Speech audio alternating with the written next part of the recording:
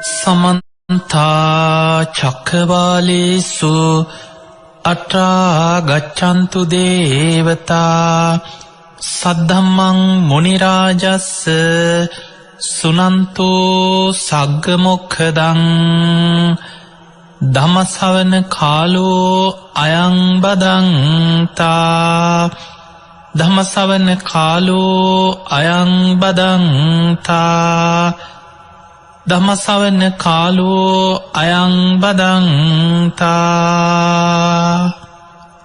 නමෝ තස්ස භගවතු වරහතෝ සම්මා සම්බුද්දස්ස.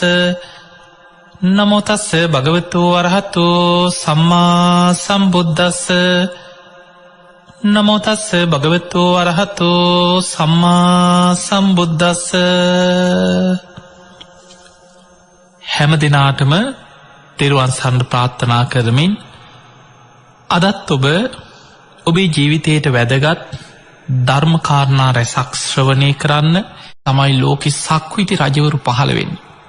මේ සක්විති රජවරු ගැන සඳහන් වෙන්නේ දෙතිස් මහා පුරුෂ ලක්ෂණ ඇති රජවරු මේ අපි ජීවත් වෙන ලෝකේ පාලනය කරන්නේ එවැනි මහා පින්වන්ත රජවරු.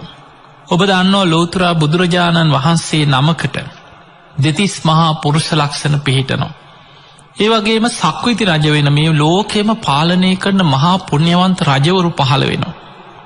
බුදුරජාණන් වහන්සේ දේශනා කරන මේ කාම ලෝකයේ තියෙන සැප සම්පත් අතර පංචකාමයන් අතර ඉහළම සැපේ සක්විති රජකම. සක්විති රජුරෝ තමන්ගේ සිවුරංග සේනා පිරිවරාගෙන චක්‍ර රත්නයක්, අස්ස රත්නයක්, සත්ව රත්නයක් සක්විති රජුරෝ වෙනුවෙන් පිනට පහළ වෙනවා. රජ්ජුරුව හිතන දිසාවට අහසින් සේනාවත් එක්ක රජ්ජුරුව ගමන් කරන. ඒ හැම රටකම ඒ පාලකයන් රටවැසියන් සියලු දෙනා සක්විති රජ්ජුරුවන්ට තමන්ගේ රාජ්‍ය පූජා කරනවා. සක්විති රජ්ජුරුවන්ගේ අනුශාසනාවට යටත් වෙනවා. කිසිම ආයුධයක් දඬුමුගුරක් මිනිස්සු තලා පෙලන්නේ නැතුව සක්විති රජ්ජුරුව මුළු ලෝකයේම පංචශීලයේ තුල අනුශාසනා කරමින් පාලනය කරනවා. මේ සක්විති රජ්ජුරුව අහසේ ඉඳන් ලෝකයට අනුශාසනා කරන්නේ තමන්ගේ රටවැසියන්ට ප්‍රාණඝාතයෙන් වළකින්න, සොරකමින් වළකින්න, වැරදි කාම සේවනයෙන් වළකින්න, බොරුවෙන් වළකින්න, මත්පැන් මත්ද්‍රව්‍ය භාවිතයෙන් වළකින්න. ධර්මයේම තමන්ගේ රාජ්‍ය පාලනයේ තේමාව කරගෙන ධර්මානුකූලව මේ ලෝකෙම පාලනය කරන රජවරු. අද අපිට හිතාගන්නවත් බෑ. අද අපිට හිතෙන මේවා සුරංගනා කතා කියලා. බුදුරජාණන් වහන්සේ දේශනා කරනවා එවැනි රජවරු පහළ වෙලා මුළු ලෝකෙම සිල්වත්ව පාලනය කරලා මිය ගියාට පස්සේ සක්විති රජ කෙනෙක් වෙනුවෙන් චෛත්‍ය හදලා වන්දනා කරන්න තරම් සුදුසුයි කියලා. ඒ තරම් ලෝකෙට යහපතක් කරන මිනිස්සුන්ව සීලයක පිහිටවන රජ කෙනෙක්. ලෝකයාටම පංච සීලෙන් අනුශාසනා කරන්නේ.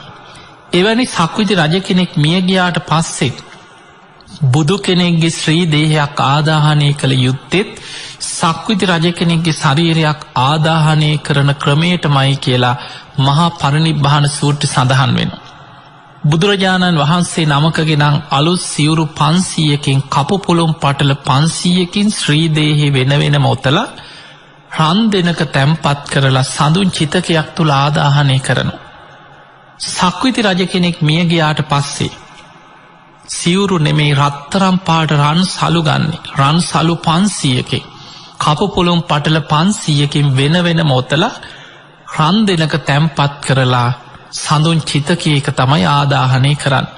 එතකොට මෙවැනි ලෝකෙ පහළ වෙන මෙවැනි මහා පින්වන්ත රජවරු ගැන බුද්ධ දේශනාවල අතීත සිදුවීම්, බුදුරජාණන් වහන්සේ බුදුවැසින් බුදු නුවණින් දැකපු සිදුවීම්, ජාතක පොත් වහන්සේ තුල පවා බොහෝ සිදුවීම් සඳහන් වෙනවා.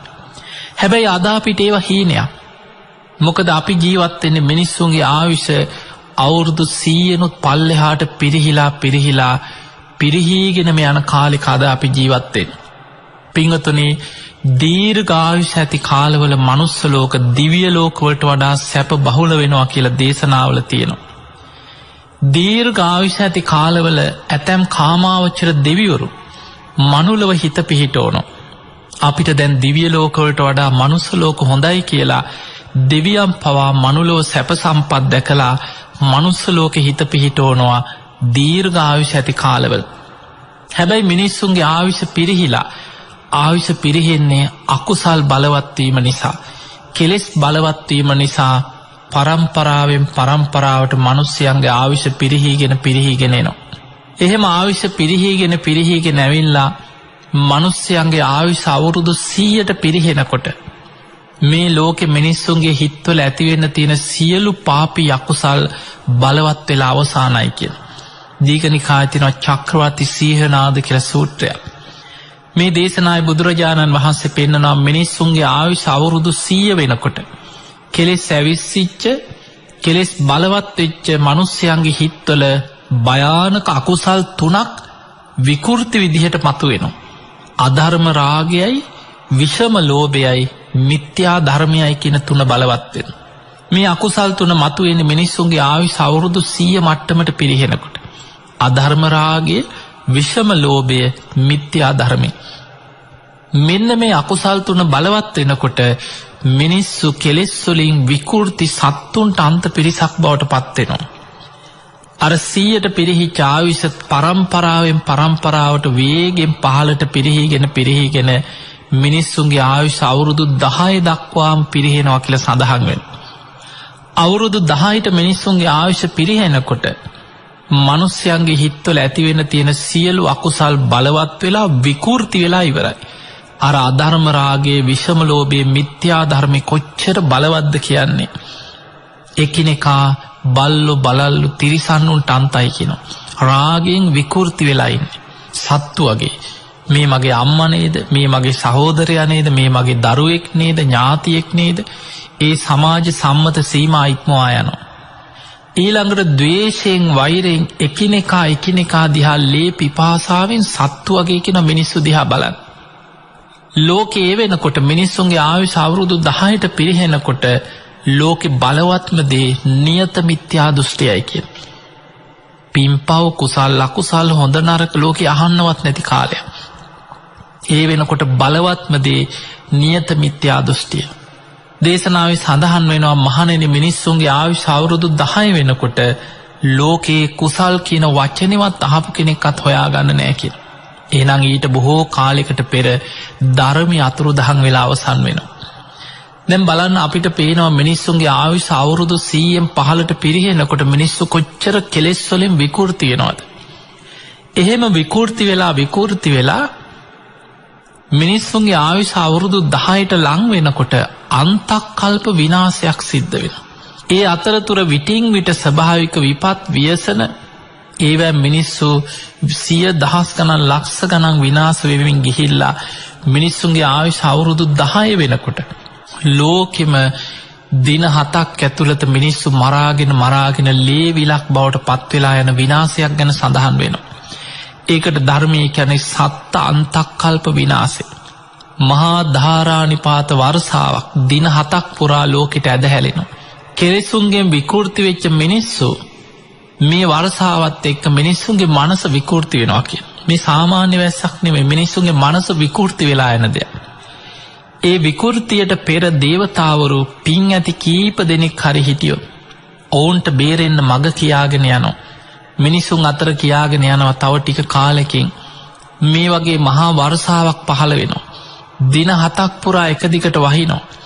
දවස් කීපයකට කෑම බීම අරගෙන තනියෙන් හැංගෙන තැන් හොයාගෙන කැලෑවල, ගුහාවල් වල, වනාන්තරවල තනියෙන් හැංගියල්ලා කියනවා. මිනිස්සු එස් අරගෙන මිනිස්සු අතර කියාගෙන යනවා. හැබැයි බොහෝ දෙනෙක් කියන අයටත් බනිනවා කියනවා. පිළිගන්නේ නැහැ. පින්පව් දෙවියන් කිව්වත්, පෙනීදලා කිව්වත් පිළිගන්න පිරිසක් නෙමෙයි ඒ වෙනකොට. නියත මිත්‍යා දෘෂ්ටිය ප්‍රබලයි.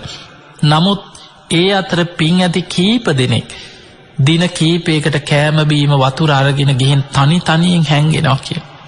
දෙන්නෙක් එකට හැංගුණොත් එක්කෙනෙකුට ඊළඟ කෙනා මරණ සිතුවිලි පහළ වෙනවා කියන.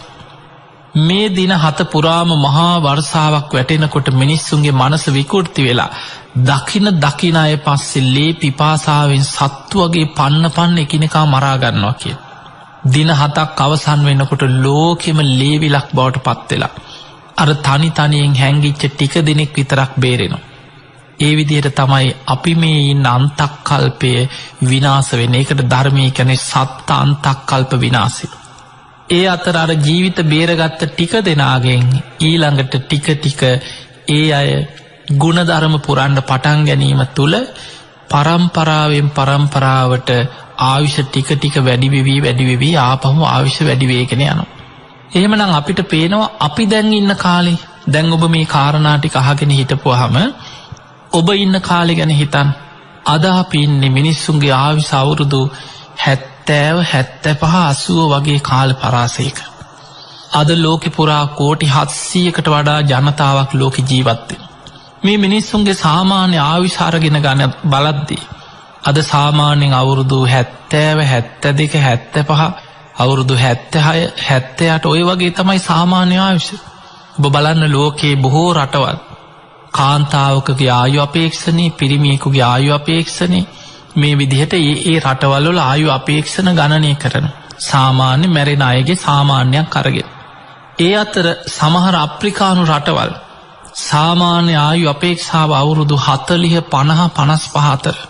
බොහෝ පිරිසක් වසංගත රෝග කන්න නෑ එක්කෝ ඒඩ්ස් වගේ රෝග මන්දපෝසනය අසරණකම එවැනි දේවල් තුළ අඩු ආයුෂ ඇති මනුස්්‍යයොත් මේ ලෝක ජීවත් වෙනවා අප්‍රිකාම් රටවල්ල. එතකොට අපිට පේනවා අද වෙනකොට මිනිස්සුන්ගේ ආයුෂ අවුරුදු 100න් පහලට පිරිහිලා. දැන් ඔබ හිතන්න මීට අවුරුදු 2500 ගානකට පෙර අපේ බුදුරජාණන් වහන්සේ පහළ වෙලා වැඩ හිටිය කාලේ අවුරුදු 2564කට පෙර බුදුරජාණන් වහන්සේ ලෝකෙ වැඩ හිටිය කාලේ එදා මිනිස්සුන්ගේ ආයුෂ අදට වඩා දියුණුයි. එදා ජීවත් වෙච්ච මිනිස්සුන්ට මීට වඩා බොහෝ ආයුෂක් තිබුණා. ඒ කාලේ සාමාන්‍ය ආයුෂ අවුරුදු 120ක්. බක්කුල මහරහතන් වහන්සේ අවුරුදු 160ක් වැඩ හිටියව බහලා ඇති. උන්වහන්සේ තමයි නිරෝගී භික්ෂූන් වහන්සේලා අතර අග්‍රස්ථානෙ ලැබුවේ. අවුරුදු 160ක්. අනුරුද්ධ මහරහතන් වහන්සේ දිවස්ලාභීන්ගෙන් අග්‍රම කෙනා අවුරුදු 150ක් වැඩ හිටියා.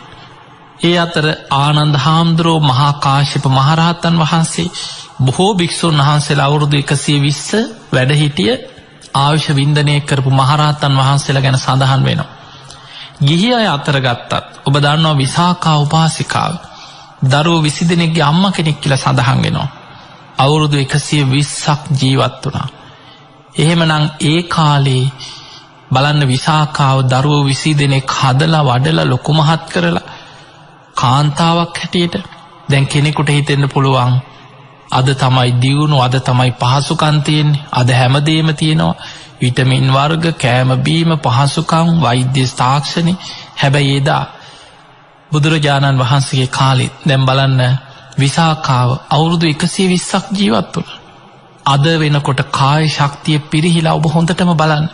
අද අපි මොන කෑම බීම කෑවත් මොනතරම් වෛද්‍ය තාක්ෂණي තිබුණත් අද අම්මා කෙනෙක් දරුවෙක් දෙන්නෙක් බිහි කරනකොට වැහැරිලා.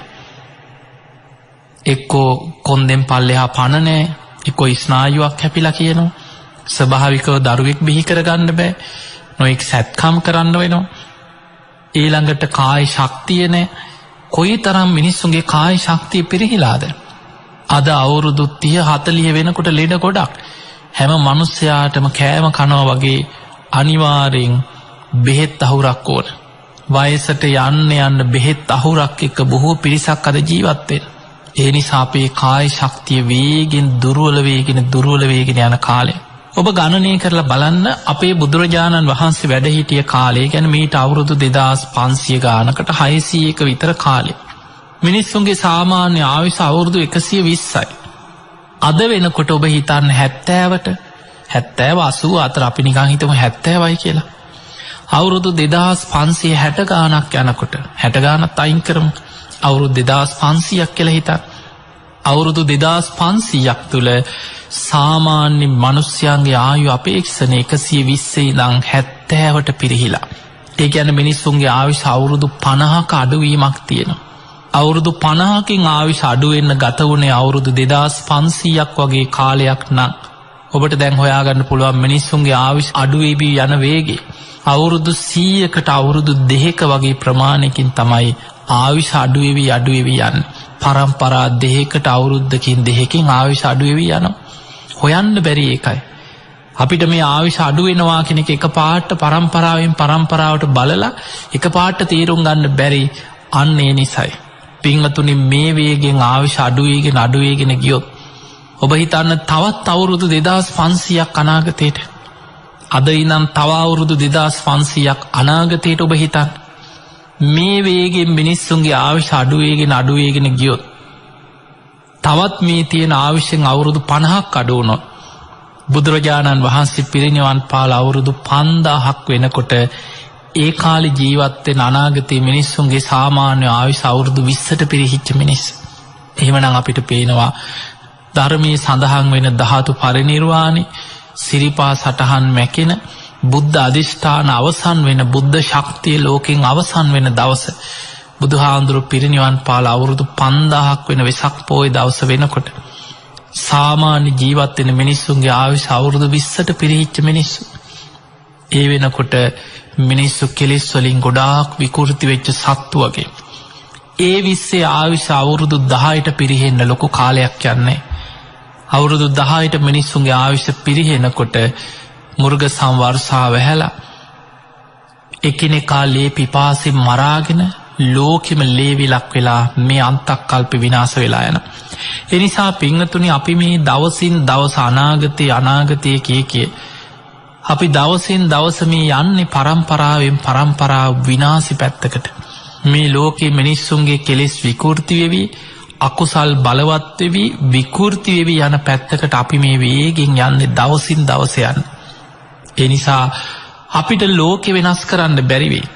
ඔබට පුළුවන් ඔබේ ජීවිතය තුළ කොහොම හරි ගංගාවක් වේගෙන් පහළට ගලාගෙන යනකොට වීරියවන්ත කෙනෙක් දිය පහර කපාගෙන උඩුගම් බලා යන්තම් පීන ගන්නවා වගේ මේක අමාරු ගමනක්. ඒකයි බුදුරජාණන් වහන්සේ පෙන්වුවේ පටිසෝතගාමිනී.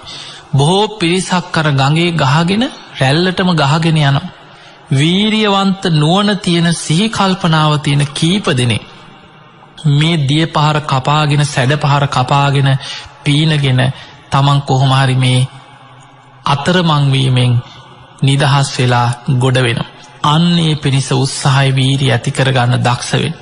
දැන් අපිට පේනවා බලන්න මේ වෙනකොට මේ වසංගත රෝගේ ලෝකේ පුරා පැතිරිලා ගිහින් දැන් ලක්ෂ 50කට ආසන්න විශාල පිරිසක් මේ මාස 2.5-3 තුල මේ රෝගේ පැතිරුණේ මීට මාස 2.5කට පමණ පෙර තමයි ලෝකේ බොහෝ රටවල් වලට පැතිරෙන්න පටන් ගත්තේ. බොහෝ රටවල් තම තමන්ගේ ගමනාගමන කටයුතු ගුවන් ගමන් කටයුතු මේ සියල්ල නවත්තලා බොහෝ රටවල් එක්ක ඇඳිරි නීතිය එක්ක සමහර රටවල් ලොක්ඩවුන් කරලා ඒ රටවල් වල කටයුතු ගොඩාක් නවත්තලා ආරක්ෂා වෙන්න මොනතරම් උපක්‍රම යෙදුවත් මාස 2.5 වගේ 3ක් වගේ කාලයක් තුල ලෝකේ ලක්ෂ 50කට ආසන්න පිරිසකට රෝගී දවසින් දවස පැතිරිලා ගියා.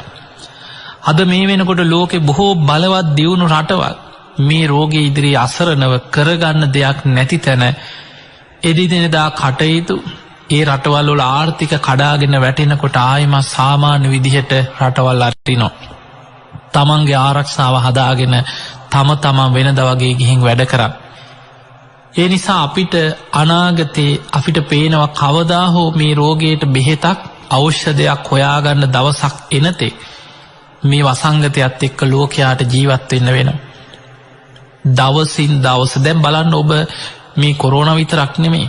ඔබ බලන්න දවසින් දවස මොනතරම් අලුත් ලෙඩ රෝග මතුවෙනවද හොයාගන්න බැරි අමුතුම නම් වලින් එක ලෙඩ රෝග මතුවෙන. ඔබ දන්නවා පහුගිය කාලේ SARS කියලා ආවා, මියුණ කියලා ආවා, එක ඩෙන්ගු එනවා. එක නම් වලින් එක ලෙඩ රෝග සැරින් සැරේ ලෝකෙ මතුවෙන. හොයාගන්න බැරි ලෙඩ රෝග කොච්චර තියෙනවද? එක පැත්තකින් මිනිස්සු ශරීර ශක්තිය පිරිහිලා වේගෙන් ලෙඩ රෝග වලට ගොදුරු වෙනවා. ඊළඟට තව පැත්තකින් ස්වභාවික විපත් ලෝකෙ වැඩි වේගෙන යනවා. අපිට පේනවා එක පැත්තකින් ගම් වතුර. දැන් අපේ රටේ බලන්න මේ යන්තම් කොහොම හරි මේ ප්‍රශ්න වලින් බේරීගෙන ගැලවෙන්න ක්‍රමයක් හදාගෙන යනකොට මහ විශාල වර්ෂාවල් ඊළඟට ගම් වතුර නායෑමේ අනතුරු මිනිස්සුන්ට විපත් මොකක් හරි කරදරයක් එනවා. එක්කො තව පැත්තකින් නායන ලෝකෙ තව රටවල් එක්කො ගිනි කඳුවලින් පීඩාවිදිනවා. සමහර රටවල් ලැව්ගිනිවලින් පීඩාවිදිනවා. තව පැත්තකින් භූමි කම්පාවල් එනවා. සුලි සුලං කුණාටු වෙනවා. එක්කො මුහුදු කොට ගැලින් එනවා. මේ වගේ විපත් දවසින් දවස බුදුහාඳුරු පෙන්නනවා බාහිර පටවි ආපෝ තේජෝ වායෝ කියන සතර මහා ධාතු කිපෙනවා කියනවා. ඒ සතර මහා ධාතු කිපීම නිසා අනාගතයේ විශාල වශයෙන් මිනිස්සු 100,000 ගණන් ලක්ෂ ගණන් මිය යනවා කියලා මහා සාල සූත්‍ර බුදුරජාණන් වහන්සේ පෙන්නනවා. මේ මහා සාල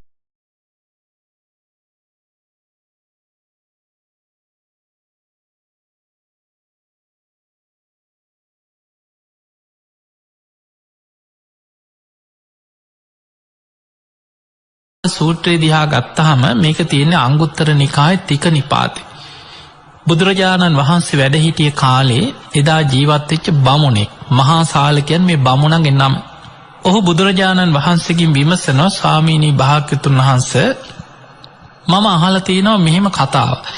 ඒ තමයි අතීතේ වැඩ හිටිය බුදුරජාණන් වහන්සේලාට මීට වඩා බොහෝ දීර්ඝායුෂ තිබුණා කියලා මං අහලා තියෙනවා. ඒ කාලේ ජීවත් වෙච්ච මිනිස්සුත් බොහෝ දීර්ඝ ආයුෂ වින්දා කියලා මං අහලා තියෙනවා. ස්වාමීනි ඒක ඇත්තද කියලා අහනවා. ඊළඟට අහනවා ස්වාමීනි භාග්‍යතුන් වහන්සේ අනාගතේ එන්න මිනිස්සුන්ගේ ආයුෂ අඩු වෙලා පිරිහිලාම යනවා කියලා මේ මිනිස්සු අතර කතාවක් තියෙනවා. මම මේ අහලා තියෙන දේවල් ඇත්තද කියලා අහනවා. බුදුරජාණන් වහන්සේ වදාළ මහා සාල ඔබ අහලා තියෙන දේවල් වල සත්‍යක් තියෙනවා. අතීත මීට වඩා බොහෝ දීර්ඝ ආයුෂ ඇති පෙර බුදුරුන්ට අපේ බුදුහාමුදුරන්ට වඩා ආයුෂ වැඩි. පෙර පහළ වෙච්ච බුදුරජාණන් වහන්සේලා මිනිස්සුන්ගේ ආයුෂ දීර්ඝ කාලවල පහළ වුණේ. ඒ කාලේ මිනිස්සුන්ටත් ආයුෂ වැඩි. හැබැයි අපේ බුදුරජාණන් වහන්සේ මිනිස්සුන්ගේ ආයුෂ අඩුම කාලෙක එදා අපේ බුදුරජාණන් වහන්සේ පහළ වෙනකොට සාමාන්‍ය ආයුෂ අවුරුදු 120ක්. එවැනි කාලෙක බුදුරජාණන් වහන්සේ පහළ වුණේ. අනාගතයේ මිනිස්සුන්ගේ ආයුෂ තවත් පල්ලෙහාට පිරිහිලා 100නුත් පහලට පිරිහිලා මිනිස්සුන්ගේ ආයුෂ අවුරුදු 10ට ලං වෙගෙන එනවා. මේ දේශනාවේ මහා සාල බමුණට අපේ බුදුරජාණන් වහන්සේ විපත් තුනක් පෙන්නනවා. මහා සාල අනාගතයේ ලෝකෙ මිනිස්සුන්ට විශාල විපත් තුනක් තියෙනවා කියලා. ඒ විපත් තුනටම හේතු තුනක් බලවත් වෙනවා. ඒ තමයි අධර්ම රාගය, විෂම ලෝභය, මිත්‍යා ධර්මය. මෙන්න මේ අකුසල් තුන අනාගතයේ ලෝකෙ බලවත් වෙනකොට මේ ලෝකෙ ජීවත් වෙන මිනිස්සුયો විශාල විපත් තුනකට ලක් වෙනවා. ඒක බුදුරජාණන් වහන්සේ බොහොම ලස්සනට විස්තර කරනවා. අධර්ම රාගයයි, විෂම ලෝභයයි, මිත්‍යා ධර්මයයි නිසා මිනිස්සු එන්න රාගයෙන් විකෘති වෙලා කෙලෙස් වලින් සත්තු වගේ විකෘති වෙනවා කියන. විෂම ලෝභය, හොරකම්, වංචාවල්, දූෂණ, එකිනෙකාව පාවා දෙන ඒවා, ලෝභකම් මේවා ඉහවහ යනවා. එතකොට මිනිස්සුගේ ගුණධර්ම නැති වෙනවා. ඊළඟට මිත්‍යා ධර්මී, මිත්‍යාව ලෝකේ බලවත් වෙනවා. විකෘති ඇදහිලි, විකෘති විශ්වාස, මිනිස්සු රවට්ටන ඒවා, අන්දන ඒවා, ධර්මයේ නාමෙන් එක එක විකෘති ලෝකේ බලවත් වෙනවා. මෙහෙම වෙනකොට පොළොවාසී දෙවියන් කලකිරිලා මිනිස්යන්ගෙන් ඈත් වෙනවා කියන. ඔන්න දෙවියන්ගේ රැකවරණ මිනිස්සුන්ට අහිමි වෙන්නේ අද නෙමෙයි. මීට අවුරුදු ගානකට පෙර ඉඳන් අහිමි වුණේ. මිනිස්සුන්ගේ ආයුෂ අවුරුදු 100 මට්ටම වෙනකොට මේ මනුස්ස ලෝකයේ අධර්ම රාගයේ, විෂම ලෝභයේ, මිත්‍යා ධර්මයේ බලවත් වෙන්න එතන ඉඳන් දෙවියන්ගේ රැකවරණ මිනිස්සුන්ට අහිමි වෙවි යනවා. දෙවියන් මිනිස්යන්ගෙන් ඈත් වෙනවා කියන. දෙවියන් මිනිස්සුන්ගෙන් ඈත් වෙනකොට බෝමාටු දෙවියන්ගේ ඉඳන් අකනිටා බඹලව දක්වාම දෙවිවරු අතර මිනිස්යන්ගේ අකුසල් පව්කම් ගැන විශාල අප්‍රසාදයක් පැතිරිලා යනවා. දෙවියන් කම්පා වෙනවා, දෙවියන් කලකිරෙනවා. ඒ කලකිරීම, කම්පා වීම තුළ මේ පව්කාර මිනිස්සුන්ට අපි උදව් කරන්නේ නැහැ කියලා කෙලෙස් සහිත දෙවිවරු අහක බලනවා. මතක තියාගන්න, දෙවියන් කියන්නේ කෙලෙස් සහිතයි. ඒ අතර මාර්ගඵලලාභී දෙවිවරුත් ඉන්නවා. ඒ අය සෝවාන් වුණත් කෙලෙස් සහිතයි. සකදාගාමී වුණත් තව කෙලෙස් ටිකක් හරි තියෙනවා. අනාගාමී වෙච්ච අය සුද්ධාවාස බඹලව උපදිනවා. ඒ අය කෙලෙස් ප්‍රහාණය වෙච්ච තැන එහෙම පිරිනිවන් පානවා. අනාගාමී වෙච්ච සුද්ධාවාස බඹලව ඉන්න ඒ බ්‍රහ්ම දේවතාවරු එහෙම පිරිනිවන් පානවා මිසක් ආයි පහළට එන්නේ නැහැ. එතකොට මේ කෙලෙස් සහිත දෙවිවරු ඒ අයට දිව්‍ය හැකියාව බලය තේජස මේ මොනවත් තිබුණත් මනුස්සයන්ගේ අකුසල් පව්කම් අධර්මිෂ්ඨකම් දැකලා කලකිරිලා මිනිස්සුන්ට උදව් නොකර දෙවියන් අහක බලනවා කියලා සඳහන් වෙනවා. ඒ හේතු කරගෙන ස්වභාවික විපත් බලවත් වෙන හැටි බුදුහාඳුර මේ විදිහට පෙන්නනවා. පින්වතුනි, ඔබ විශ්වාස කරත් නැතත් අපිට අපි විද්‍යාත්මකව මේ ලෝකෙ දිහා හැම දෙයක්ම ගලප ගන්න බැරුවට ධර්මයේ මේ විදිහට සඳහන් වෙනවා. ධර්මයේ තියෙන වලාහක සංයුක්තය කියලා දේශනා පෙළක්. ඒකේ සඳහන් වෙනවා ස්වභාවිකව ඇතිවන දේවල් වලට බලපෑම් කරන්න පුළුවන් 이르දි බල සම්පන්න දේවතා කොට්ටාස කීපයක් ගැන සඳහන් වෙනවා. මේක ඔබ හොඳට තේරුම් ගන්න.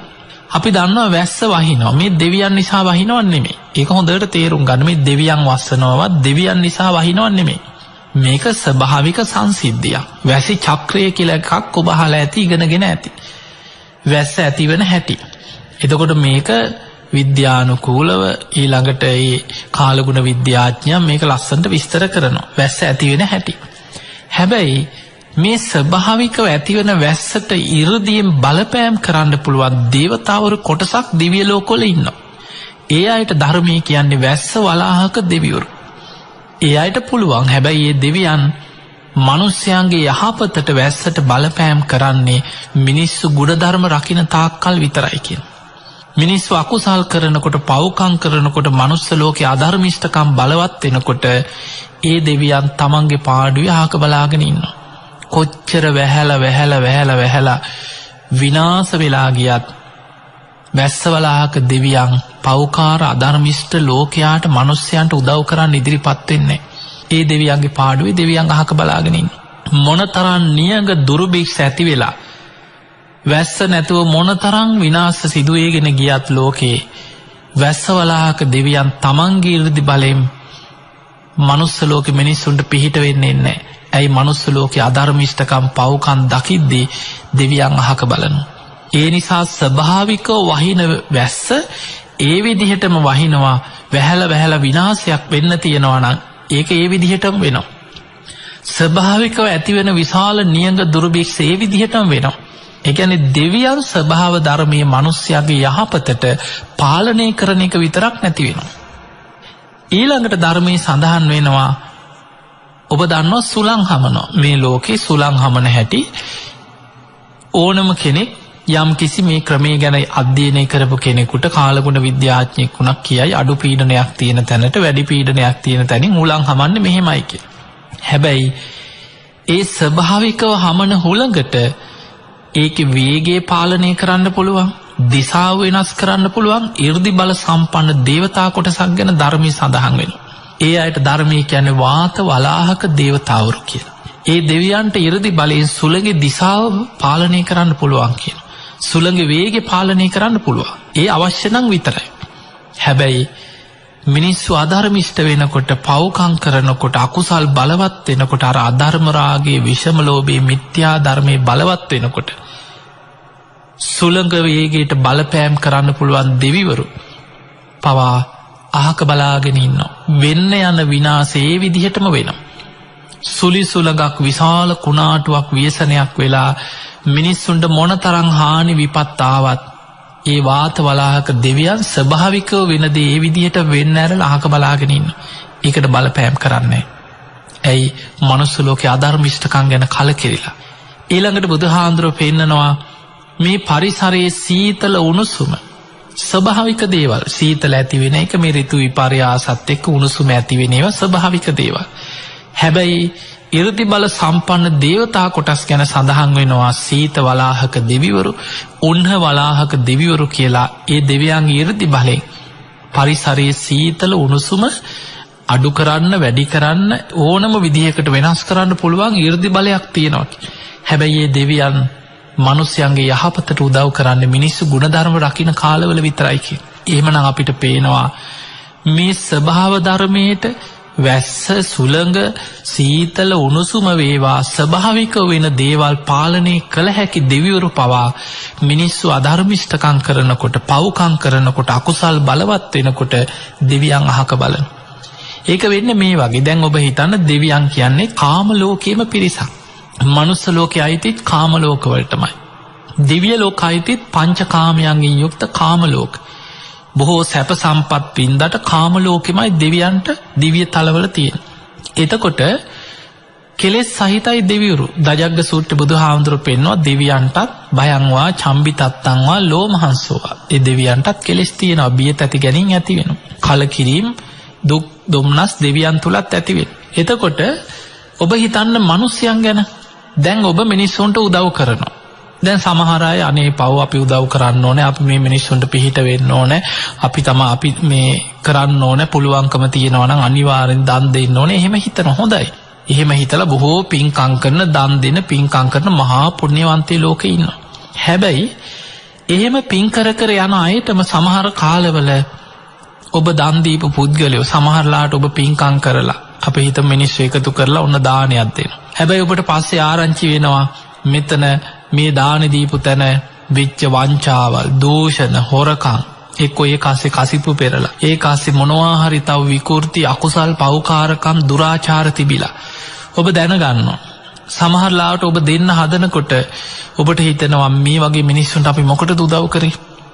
මේ වගේ පව්කාරයන්ට අපි මොකටද උදව් කරන්නේ? ඔබ බලන්න සමහරලාට හිඟන්නෙකුට යමක් දෙන්න ගියත් තව කෙනෙක් පැනලා කියනවා දෙන්නේ පව්ක හොරෙක්, දෙන්නේ පව්ක බේබද්දේ. ඔවුන් මේ ඔය සල්ලි අරගෙන ගිහිලා කරන්නේ දුරාචාර, දෙන්න එපා කියන. එතකොට ඒක තමයි කෙලෙස් සහිත හිතේ ස්වභාවය. කෙනෙක් යමක් දෙන්න ගියත් එයාගේ ගුණධර්ම දිහා බලනවා. ඒ කෙනා දුස්සීල කෙනෙක් නම්, දුරාචාර කෙනෙක් නම්, අකුසලයේ දෙන කෙනෙක් නම් මිනිස්සු ඒවා දැනගත්තාම කලකිරෙනවා. මේ වගේ උන්ටද අපි උදව් කරේ කියලා. එතකොට ඒ වගේ තමයි දෙවිවරු. දෙවියන්ට හොඳටම මිනිස්යන්ගේ යථා ස්වභාවය පේනවා. කොච්චර හැංගි හොරා මොන විදිහට ජීවත් වුණා, ලෝකෙට මොන විදිහට සුදු ඇඳගෙන hina වීගෙන හිටියත් කෙනෙක්ගේ හිතේ ඇත්ත ස්වභාවය ඒ විදිහටම දෙවියන් දකිනවා. දෙවියන් හිත දකිනවා. මිනිස්යන් කාට හොරෙන් මොන වගේ අකුසල් කරත්, මොන විදිහට කොහෙන් නීතියෙන් නෙමෙයි මොන ක්‍රමයකට බේරිලා ලෝකෙම අඳගෙන ඉන්න උත්සාහ කරත් දෙවියන් ඒ සියල්ල දකිනවා. එතකොට එහෙම දකිනකොට ඇතිවන කලකිරීම තුළ මෙවැනි පව්කාරයන්ට, දුරාචාරයේ දෙන දුස්සීලයන්ට අපි උදව් කරන්නේ නැහැ කියලා දෙවියන් අහක බලන. ඒ දෙවියන්ගේ අහක බැලීම තුළ, දෙවියන්ගේ රැකවරණේ මනුලොවට අහිමි වීම තුළ බුදුරජාණන් වහන්සේ පෙන්නනවා මහාසාල අනාගතයේ විශාල ස්වභාවික විපත් ඇති වෙනවා ලෝකෙ. වැහැලා වැස්සෙන් විශාල විනාශ වෙනවා. සමහර රටවල් නියඟෙන් වැස්සක් නැතුව, වැහි බින්දුවක් නැතුව විශාල නියඟ දුර්භික්ෂ ඇවිල්ලා මිනිස්සු පීඩා විඳිනවා. සමහර රටවල් භූමිකම්පා වලින් පීඩා විඳිනවා. සුලිසුලන් කුණාටු වලින් මොහොත ගොඩ ගැලීම්. එතකොට මේ වගේ එන්න ස්වභාවික විපත් වැඩි වෙලා 100,000 ගණන්, ලක්ෂ ගණන් මිනිස්සු අනාගතේ මිය යනවා කියලා මේ මහාසාල සූත්‍රයේ බුදුරජාණන් වහන්සේ පෙන්වනවා. ඔය එකක්. ඊළඟට දෙවනි කාරණේ බුදුරජාණන් වහන්සේ දේශනා කරන මහාසාල අනාගතයේ මිනිස්සු කෙලෙස් වලින් බලවත් වෙලා අධර්ම රාගයේ, විෂම ලෝභයේ, මිත්‍යා ධර්මයේ තුලම මිනිස්සු ද්වේෂයෙන්, වෛරයෙන් හැම වෙලාවෙම එකිනෙකා බෙදෙනවා කියන. ආගම් අනුව බෙදෙනවා. ඒ ආගනුත් තව 2ට 3ට 4ට කෑලි කැඩි බෙදෙනවා. ඒ බෙදිලා නිකන් ඉන්නේ අපේ මතේ හරි කියලා තමන්ගේ මතේ ඉෂ්ට කරගන්න ආයුධ හොයාගන්නවා, ආයුධ හදාගන්න. දැන් බලන්න ලෝකේ එකම ආගම් දෙපැත්තට බෙදිලා මරාගන්න නැද්ද කියලා ලෝකෙ දිහා බලන්න. එකම ආගමික කණ්ඩායම් එක ස්වරූපෙට තමන්ගේම ආගමේ අය මරනවා. ආගමේ නාමයෙන් මිනිස්සු මරාගන්න. රටවල් දේශ සීමාව වෙන් කරගෙන මේ අපේ කොටස කියලා මිනිස්සු ආයුධ තනාගෙන මරාගන්න. ඊළඟට මතවාද අනුව එකිනෙකා බෙදිලා මරාගන්නවා. ගම් නගර අනුව මිනිස්සු කණ්ඩායම් හැදිලා ආයුධ හදාගෙන මරාගන්නවා කියන. අනාගතේ මිනිස්සුන්ගේ ආයුෂ පිරිහෙන්න ලෝකේ යුද්ධ විපත් ව්‍යසන වැඩි වෙලා 100,000 ගණන්, ලක්ෂ ගණන් ලෝකෙ මරා ගන්නවා කියන. දැන් ඔබ බලන්න ලෝකෙ දිහා ඔබ අහලා ඇති පළවෙනි ලෝක යුද්ධය ගැන.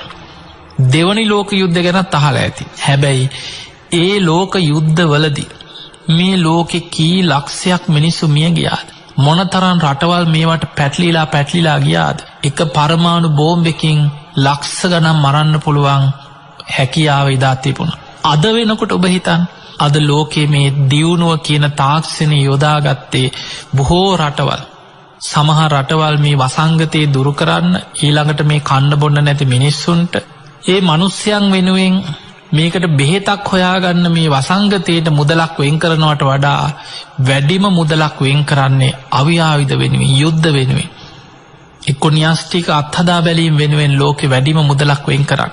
අද වෙනකොට ලෝකේ බලවත් රටවල් අයිති කරගෙන තියෙන න්‍යෂ්ටික අවිආයුධ දිහා බලද්දි මේ මුළු ලෝකෙම පුංචි වෙලාවක් තුල විනාශ කරලා දාන්න තරම් කෝටි ගාණක් මිනිස්සුන්ව මරලා දාන්න තරම් දරුණුම ආයුධ අද එකතු කරගෙන ඒ නිසා මේ කෙලෙස් සහිත ලෝකේ අපි දන්නේ නැහැ මොන විදිහට පැටලිලා යයිද. ලෝක නායකයෙක් හැටියට මොලේ නැති විකෘති මිනිස්සෙක් පත් වුණොත් ඒ මිනිස්යාගේ එක වචනයක් එක විකෘති ක්‍රියාවක් එක ද්වේෂ සහගත සිතුවිල්ලක් ලෝක යුද්ධයක් ඇති වෙන්නේ නැති. ඒ නිසා අපි දන්නේ නැහැ කොච්චර අනාගතේ මොන වගේ විපත් වෙයිද, කොයිතරම් මිනිස්සු මැරෙයිද, එක්ක යුද්ධ ඇති වෙයිද, තියෙනේ අඩු වෙයිද. ඒ නිසා මේ ස්වභාවය දිහා ගනිද්දී අපි ඉන්නේ භයානක ලෝකයක.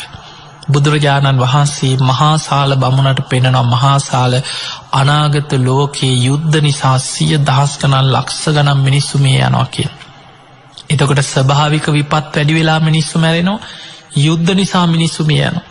තවත් විපතක් මහා සාල බමුණට බුදුහාමුදුරුවෝ පෙන්වනවා. හැබැයි අද අපිට ඒක හොයාගන්න බැරි එකක්. ඒ තමයි බුදුරජාණන් වහන්සේ දේශනා කරාට පළවෙනි කාරණේ වගේම මිනිස්සු අධර්ම රාගයෙන් විෂම ලෝභයෙන් මිත්‍යා ධර්මයෙන් බලවත් වෙනකොට දෙවියන් මිනිස්යන් ගැන කලකිරිලා මිනිස්යන්ට උදව් නොකර මිනිස්යන්ගෙන් ඉවත් වෙන. මිනිස්සුන්ට උදව් නොකර දෙවියන් ඈත් වෙනවා. දෙවියන් අහක බලන. එතකොට සැඩ යක්ෂයන් අමනුෂ්‍යයන් අර මිනිසුන් අතරට යකුන් මුදා හරිනවා කියන මේක තියෙන අංගුත්තර නිකායේ මහා සාල සූත්‍රය. ඒකේ තේරුම තමයි දෙවියන්ගේ රැකවරණය අහිමි වෙච්ච තැන දරුණු අමනුෂ්‍යයන්, ප්‍රේතයන්, යක්ෂයන් මලකුණු ආහාර කරගන්න ඊළඟට ද්වේෂය අනුභව කරන යක්කු ගැන සඳහන් වෙනවා. ඒ කියන්නේ ද්වේෂය තුල ඒක දැන් දේශය අනුභව කරනවා කියවට කෙනෙකුට හිතෙන්න පුළුවන් මේ කෑමක් කනවා වගේ කියලා. එහෙම දෙයක් නෙමෙයි. දැන් බලන්න සමහරුන්ට තරහ ආවට පස්සේ කන්න බොන්නත් මතක නැහැනේ. ඒකම ඇති. තරහකාරය ගැනම හිත දවසම පුපුර හිතෙන් බැන කන්නේ බොන්නේ නැතුව ඉඳී ඒක Tamanට සතුටක්. බඩත් පිරෙනවා. අන්න ඒ වගේ ඒ ද්වේෂයම උපාදාන කරගෙන ඒක අනුභව කරගෙන ඉන්න යක්ෂයෝ ඉන්නවා කියන්නේ. එවැනි අමනුෂ්‍යයන් අර ද්වේෂයෙන් ඉන්න මිනිස්සු අතරට ලං වෙනවා. දෙවියන් ඈත් වෙන තැන මනුස්ස ලෝකේ දරුණු අමනුෂ්‍යයන් යක්ෂයන් අරක් ගන්න. ගම් නගර නියංගන් ජනපද අනාගතේ දෙවියන්ගෙන් ඈත් වෙලා අමනුෂ්‍යයන්ගේ ගොදුරු බවට පත් වෙනවා කියලා සඳහන් වෙනවා. ඔබ අහලා ඇති විශාලා මහනුවර රෝග බිය, දුර්භික්ෂ බිය, අමනුස්ස බිය මේ තුන් බිය මේදා ඇති වුණා. ඒ නිසා අද වෙනකොට අපිට පේනවා එදා දඹදිව එක නගරයක් විතරයි විශාලා මහනුවර කියන්නේ 12 මහා ජනපද අතර ලිච්ඡවි රාජධානිය අග නගරي. එතකොට දඹදිව 12 මහා ජනපදවල ප්‍රබලම එක රාජ්‍යයක අග නගරයකට තමයි මේ ප්‍රශ්නේ ආවේ. අද වෙනකොට මේ තියෙන වසංගතය බලන්න එක රටකින් චීනේ කොහේ හරි එක නගරකින් පටන් ගත්ත දේ අද මුළු ලෝකෙම ව්‍යාප්ත වෙලා ලෝකෙ කොච්චර ප්‍රබල බලවත් රටවල් අද අන්ත අසරණ භාවයට පත් වුණාද. එක තැනකින් පටන් ගත්ත දේ මුළු ලෝකෙටම පැතිරිලා යන්න ටික කාලයයි ගත වුණේ. ඒ නිසා එන්න මේ විපත් වැඩි වෙනවා. අනාගතේ තව එක එක ස්වරූපෙන් වසංගත රෝග මේ වසංගත රෝගයට වඩා තව භයානක දරුණු රෝග බලවත් වෙන්න පුළුවන්. දැන් ඔබම හිතන්න මීට මාස කීපයකට පෙර ඔය කොරෝනා ගැන ඔබ අහන්න කලින් මීට මාස 5-6කට කලින් ඔබට කවුරු හරි කිව්වා නම් අනාගතේ මෙන්න මේ වගේ වසංගතයක් එනවා. මේ තරම් වේගෙන් මේක පැතිරෙනවා. ඔය ලෝකේ දියුණු රටවල් ඔක්කොම ගුවන් ගමන් නවත්තලා ලෝකේ මේ වගේ ලංකාවෙත් අනාගතේ මාස 2ක් විතර ඇඳිරි නීතිය දාලා රටවල් වල මෙහෙම ඉන්න වෙනවා. ගෙවල් වලට වෙලා එලි බහින්න බැරුව මේක පැතිරෙන්නේ මේ විදිහට හුස්මෙන් පැතිරිලා යනවා. ඇඟිලි වලින් මෙහෙම පැතිරෙනවා. ඒ නිසා හැම වෙලෙම අත හොදන්න ඕනේ. ඕවා ඒ කාලේ මීට මාස 5-6කට කලින් කිව්වා නම් කියන කෙනා පිස්සෙක් කියලා හිතන්න. ඔහොමත් ලෙඩ එනවද? ඔහොමත් පැතිරෙනවද? ඔහොම කොහොමද ලෙඩ පැතිරෙන්නේ? ඕවා මොන බොරුද? අද මේ විද්‍යාව දියුණුයි, තාක්ෂණයේ දියුණුයි මේ පිස්සු කියලා හිතන්න.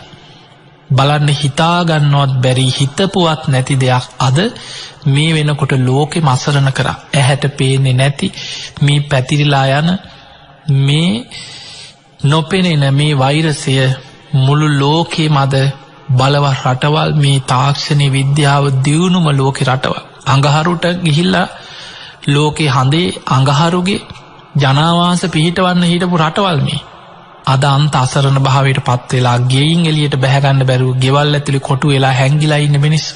ඒ නිසා අද මේ මට්ටමට මිනිස්සුන්ගේ ස්වභාවය අසරණ භාවයට පත් වුණා.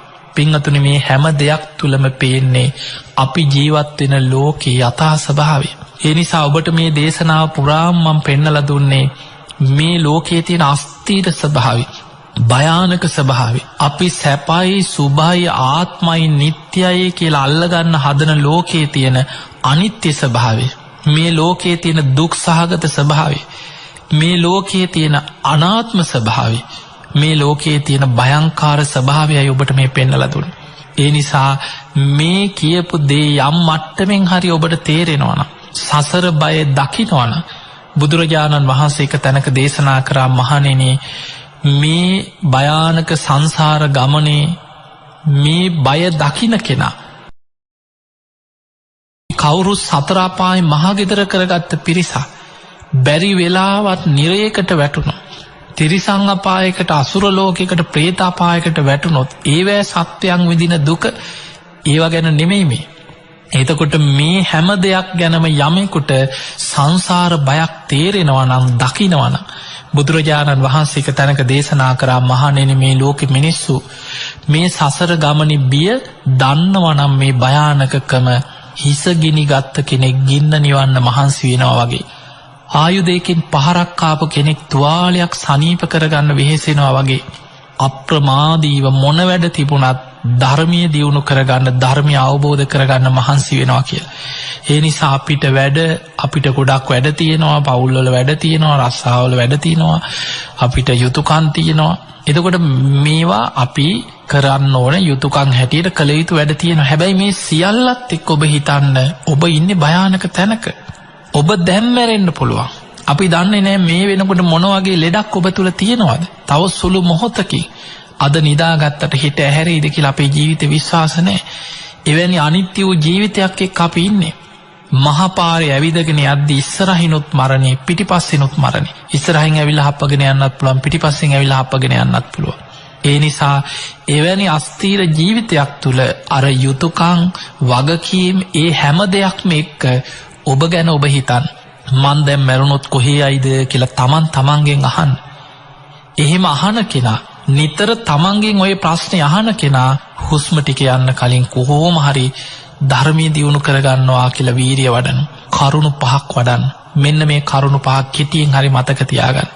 ඔබට මේ භයානක සසර ගමනින් මිදෙන්න නම් ඔබ අප්‍රමාදීව සද්ධාව දියුණු කරගන්න. තුනුරුවන් ගැන සද්ධාව දියුණු කරගන්න. පුළුවන් විදිහට සමහර බැරිම දේවල් හොය ඉන්න එපා. දැන් මේ වෙලාවේ අනේ අපිට පන්සලකට යන්න බැරි වුණා, පහුගිය මාස දෙකේ පින්කමක් කරගන්න බැරි වුණා, ඉස්සර මෙහෙම දම් පින්කම් කරා, වෙසක් එකටවත් බණහන්න බැරි වුණා, පොසොන් එකටත් පුළුවන් වෙයිද?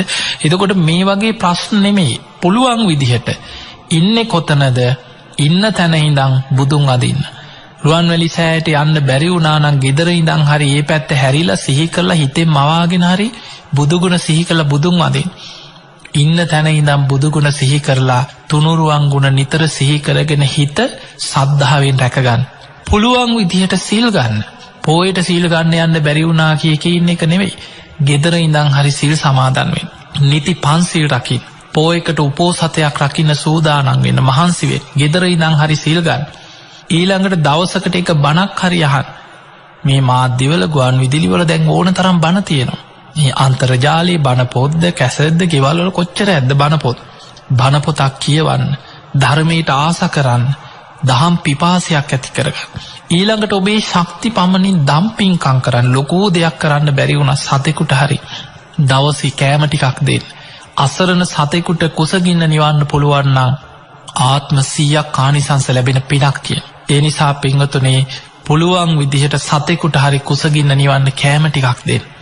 පුළුවන් තරම් පින්කම් කරගන්න. නැති බැරි කෙනෙකුට පිහිට වෙන්න, අසරණ කෙනෙකුට පිහිට වෙන්න. දැන් මේ ගම් වතුර විපත් මේවා එනකොට ඕන තරම් මිනිස්සු කවුරුත් අසරණයි. මේ විපත් වලින් හැමෝම අසරණයි. හැබැයි ඔබට පුළුවන් විදිහට තව කෙනෙකුට පිහිට වෙන්න උත්සාහයක් ගන්න.